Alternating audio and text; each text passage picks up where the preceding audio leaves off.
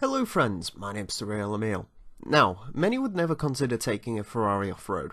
They think they're too fragile, too expensive. However, the 288 GTO was born to rally. Originally built to compete in the legendary Group B rallying scene, the 288 GTO was born to compete with rivals from Peugeot and Lancia. However, just before it was slated to rally, the Group B class was decommissioned, due to a number of fatalities and serious incidents within the class. This left just the Group A class, one that Ferrari could not compete in. Thus, the 288 GTO never raced. Despite this, the 288 GTO has gained a following because of its interesting beginnings and some unique features, such as its engine. The 288 GTO sports a twin-turbocharged 2.9 litre V8. This engine produced almost 400 horsepower, making it one of the quickest road cars of the day. This, along with the fact that it is very similar to the 308 GTB, leads me to the conclusion that this car may have been a big inspiration for the modern 488 GTB.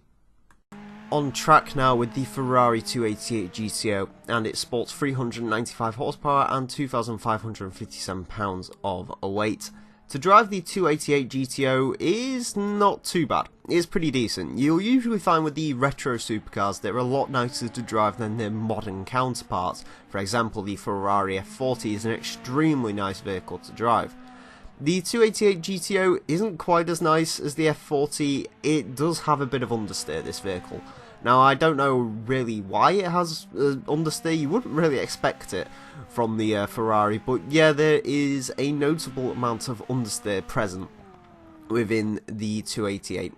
However, other than that, it's a pretty decent vehicle to drive. The rear end doesn't really pop out on this vehicle, even full throttling out of Hammerhead you won't get any real rear end action.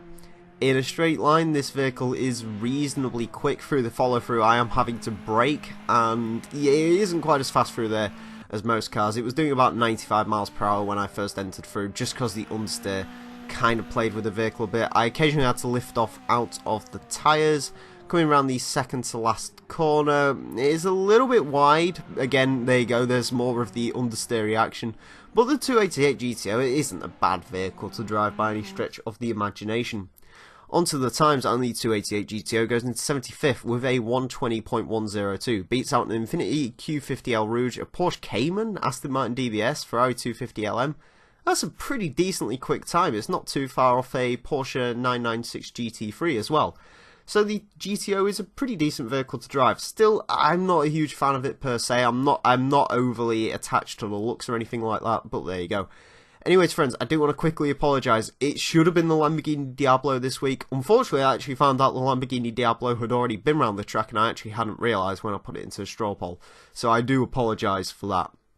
Anyways, next week I'll do my research properly. All the cars in the straw poll below, I promise, have not been around the track before. So yeah, go down below into the description, you'll find the straw poll, vote for the vehicle you'd like to see next week as always.